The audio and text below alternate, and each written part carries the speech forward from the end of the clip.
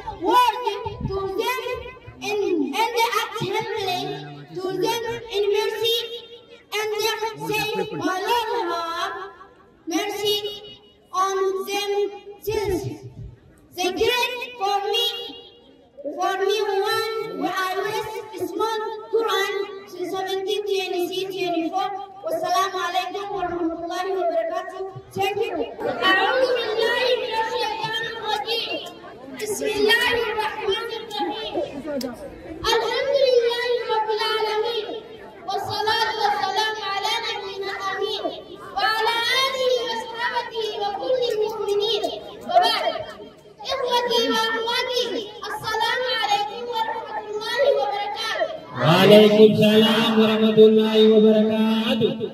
وموضوع حديث اليوم الأسرة في الإسلام. الأسرة التي هي الوحدة الأساسية في الحضارة الإنسانية تعاني اليوم من التباطؤ في الانحلال في حين الذي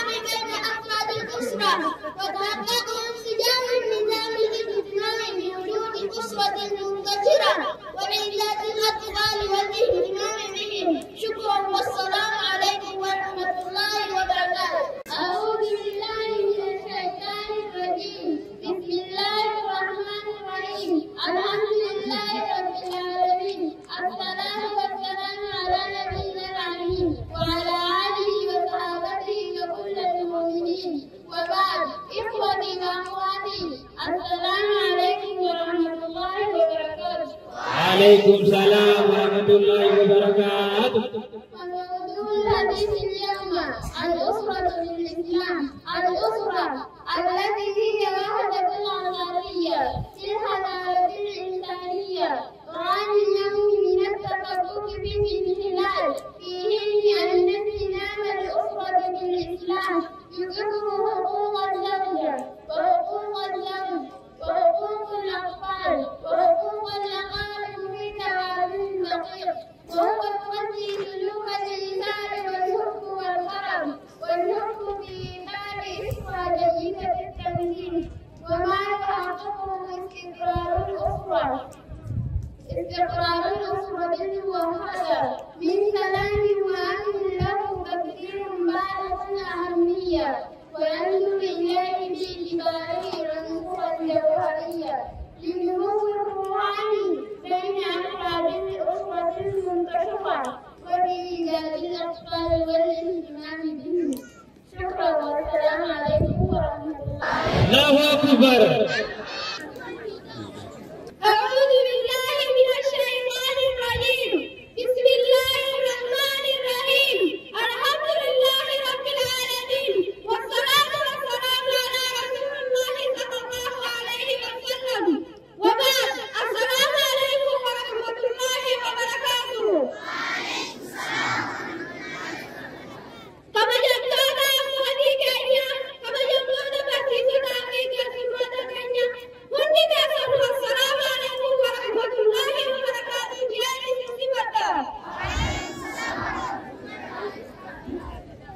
مددنا الناس وكيا أن الإسلام ما كيست مالي أكي ورقا ندورا دورا مرامنا كنده مالي تقولنا بركين يكون كيسان جامع دائرتي مالي تقولنا سحقا الله والرحاق على الرحاق جلك حقا فراؤنا من دين داما أقونا قلتي وكتاس كيسانتي أمنا والجارة شوف والجارة جواب والقرقار وكيهور التقنيات مالي كيس حقا جلاب الغدر أمنتين إسلاما نجد يمين تسكي فرنا يقين مالي تقوم يركنا سيرتي دنيا فنا بوتا كبيري مالي نجد يقوم راجو حالو كن كامنا بيج مالي أكبر جلاب الغدر أمنا تكرر يمشي تاكو تكينا نابي جانا كينا سبقو واني سيدا كنشي ورقاده منا كنشي ولا حديث الكواب كنو بجار كنو نوتو كريم ورقما والسلام عليكم ورحمة الله وبركاته.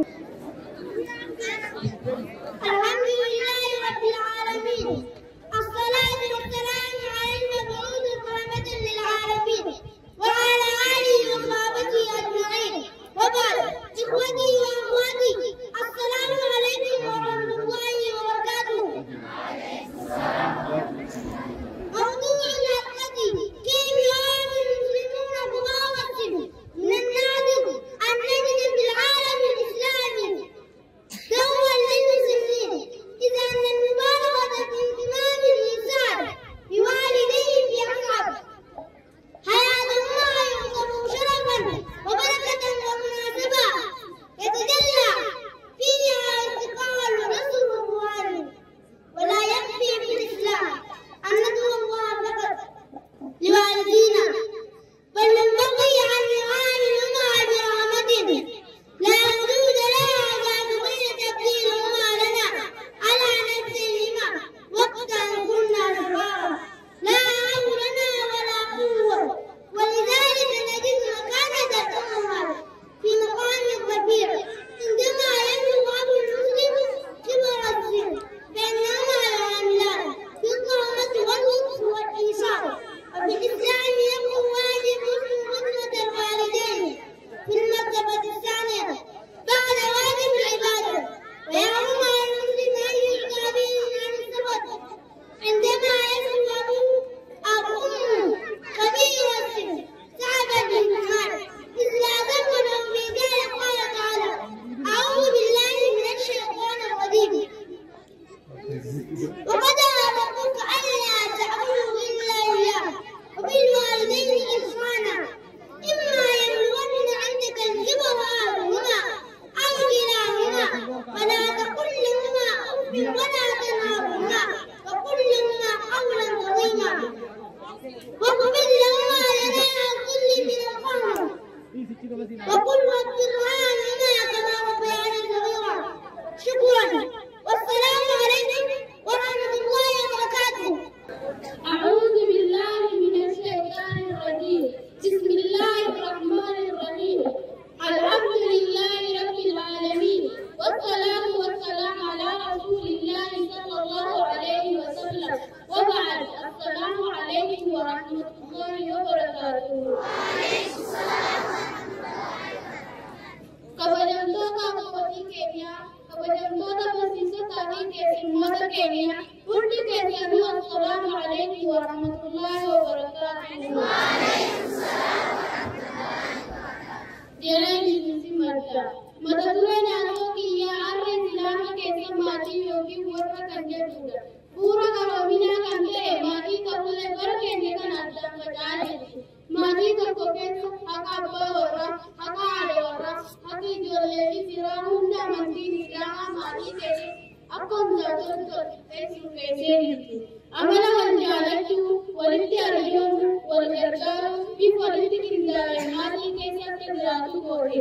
Amantiin islaamaa nageenyaa fi tasgabbii warra yookiin maatii tokko mirkaneessuu irratti xiyyeeffannaa guddaa kennitu. Maatiin nageenya qabu jiraachuun hawaasni qindoomina qabu cimaa ta'ee akka jiraatu godha. Dhumarratti kabajamtoota abbootii keenyaa anaaf jaalalli bakka bu'uuratti naannootti himuu barbaadu. Mana barumsa barbaadisu akka nuuf ijaartanii turtan galatooma. Wassalaamu alaikum wa rahmatullahi wa barakaatuh. أعوذ بالله من الشيطان الرجيم. بسم الله الرحمن الرحيم. الحمد لله رب العالمين. الصلاة والسلام على المبعوث رحمة للعالمين وعلى آله وصحابته أجمعين وبعد. إخوتي وأخواتي السلام عليكم ورحمة الله وبركاته.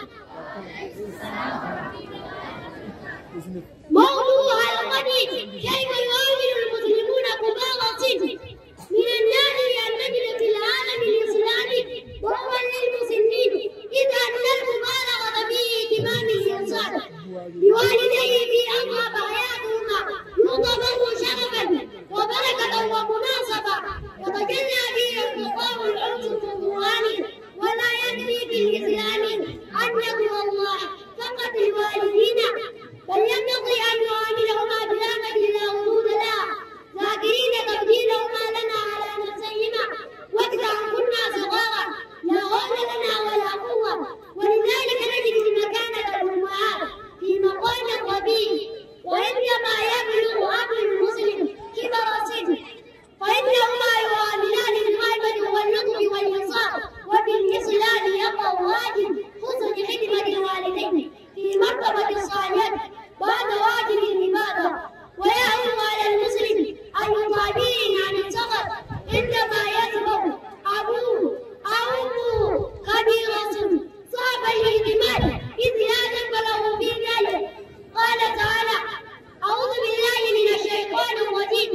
وقضى ربك ألا تعبدوا إلا إياه وبالوالدين إحسانا إما يبلغن عندك الكبر أحدهما أو كلاهما فلا تقل لهما أف ولا تنهرهما وقل لهما قولا كريما واخفض لهما جناح الذل من الرحمة وقل رب ارحمهما كما ربياني صغيرا. شكرا والسلام عليكم ورحمة الله وبركاته. الله أكبر. الله أكبر. أعوذ بالله من الشيطان الرجيم. بسم الله الرحمن الرحيم. رب اشرح لي صدري ويسر لي أمري وأهل عقدة من لساني ويفقهوا قولي. My respected Muslim brothers and sisters, I welcome all of you with the Islamic greeting. Assalamu alaikum wa rahmatullahi wa barakatuh. May peace, blessing, and mercy of Allah be upon all of you. The topic of my talk: how do Muslims treat the elderly? In the Islamic world, one lovely point is all the people's honors. Striving and caring for one's parents in this most difficult time of their right responsibility and honor. and the blessing and an opportunity for great spiritual growth. In Islam, it is not enough that we only pray for our parents, but we should ask limitless compassion for remembering that when we were helpless children, they forgive them to themselves. Mothers are particularly honored when Muslim parents reach old age with kindness and selflessness. In Islam, serving one's parents is a duty second to prayer, and it is right to expect it is considered respectable to express any objection. When through or fast on their own, the old become difficult. God has said, "You only has commanded that you worship none but you, and that you be kind to your parents. If one of them or both of them reach old age with you, do not send to them a word of disrespect or scold them, but say a generous word to them, and the heart family to them immensely in the soul. My Lord, have mercy on them since they cared for me when I was small." Quran 17:23-24. Wassalamu alaikum wa rahmatullahi wa barakatuh. Thank you. Takbir. أعوذ بالله من الشيطان الرجيم. بسم الله الرحمن الرحيم. الحمد لله رب العالمين. Line in mode. أعوذ بالله من الشيطان الرجيم. والصلاة والسلام على المبعوث رحمة للعالمين وعلى آله وصحبه أجمعين وبعد. إخوتي وأخواتي السلام عليكم ورحمة الله وبركاته. موضوع حلقتي كيف يعامل المسلمون بغرس من الناس التي في العالم الإسلامي وفق المسلمين. إذا نجد معرفتي بإمام الحسين بماله في أسعار حياتنا نستقبل شرفا وبركة ومناسبة يتجلى فيها الإسلام والمحامي، ولا يكفي في الإسلام أن نضرب الله فقط لوالدينا، بل ينبغي أن نعاملهما برحمة وجودنا قادرين تقديرهم علينا على نفسينا وقامتنا صغارا لا حول لنا ولا قوة، ولذلك نجد مكان للأنفاق في مقام وثيق. وعندما يخلو هذا المسلم بغرس فإنهما العاملان بالرحمة واللطف والإحسان. وفي الإسلام يقع واجب المسلم خدمة الوالدين في المرتبة الثانية بعد واجب العبادة، ويحرم على المسلم عن التعبير عن الصبر عندما يصبح أبوه وأمه كبير السن صعب الاهتمام إلا ذكرهم في ذلك.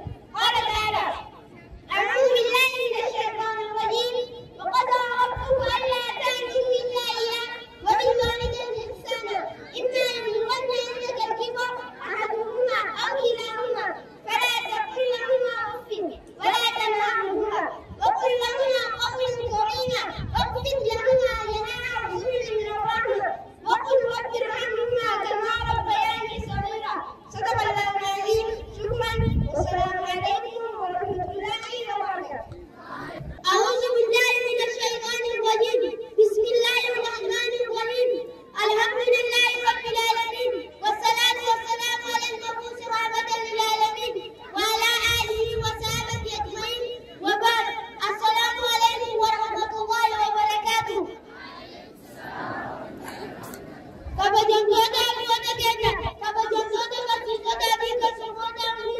السلام عليكم ورحمة الله وبركاته. Jadi simada, arama tertulis nasional yang Islamnya kami menggunakan terjadi. Isada mesti mahunya kita menggunakan yang ada kami di Fadis. Only a job one day job one jitu. Amandi Islam ke setiap ada dia kami terjadi. Saya satu kami sampai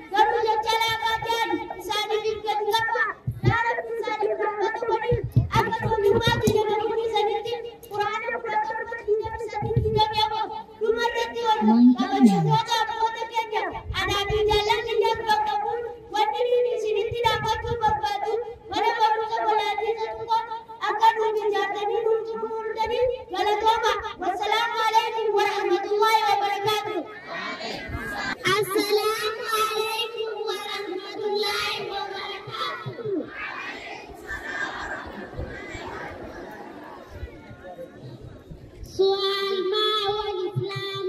جواب: الإسلام الاستسلام لله بالتوحيد والانقياد له بالطاعات والخلوص من الشرك وأهله.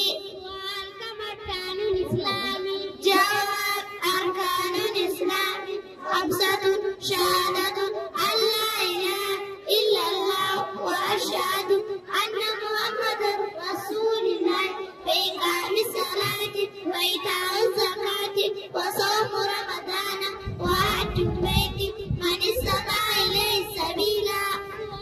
ما هو الإيمان؟ جواب: الإيمان قول باللسان واعتقاد بالقلب وعمل بالجوارح. كم أركان الإيمان؟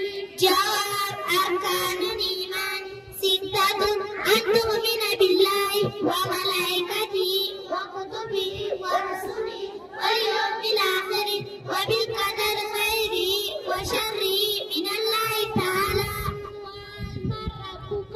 جواب: ربي الله الذي خلقني ورباني وربى جميع العالمين بنعمته وهو معبودي ليس لي معبود سواه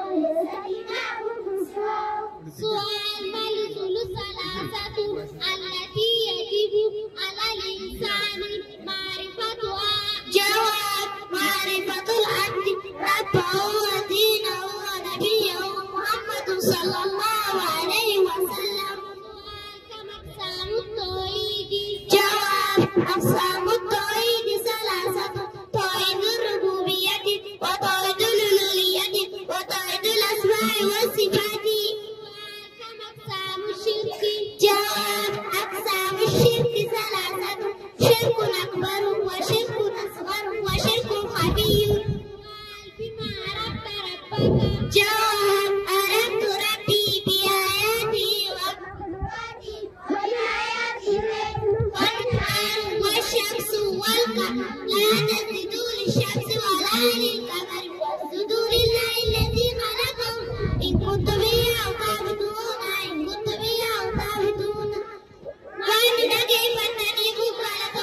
السلام عليكم ورحمة الله وبركاته.